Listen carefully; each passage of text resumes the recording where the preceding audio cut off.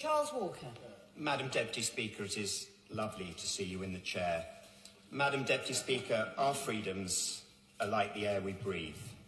They're fundamental to us as a nation and to who we are as its people. Yet once again, we stand on the threshold of using the rule of law to undermine the rule of law, the foundations of which have been laid over centuries. And can I say this, Madam Deputy Speaker? We are not asking our constituents to do anything we have never asked. We have coerced them. We have coerced them through criminal and civil law. Let us not use that word ask, because it is not an accurate description of what we have done. We have criminalised freedom of association, the freedom to go about one's business, the freedom to travel, and the freedom to protest. The freedom to protest. That is the oxygen of democracy. And, Madam Deputy Speaker, this hurts my head and it hurts my heart.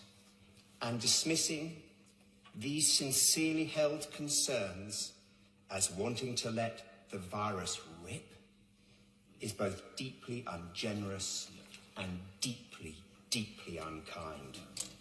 But in responding to that charge, Madam Deputy Speaker, I say, if this Parliament is not the place for disputation, delectable or otherwise, where is this rigour to be found? And I want people to live long lives, full lives, happy lives, myself included. But my mortality, our mortality, is ultimately our contract with our Maker, whereas our fundamental rights are our contract with government. So I will not be supporting this legislation. I think it is terribly unjust and, like my dear friend, in many parts cruel.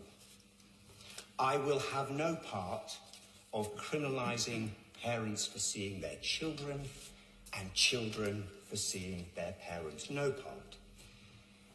This legislation goes against my every instinct, perhaps an instinct even more fundamental than the love and touch of my family.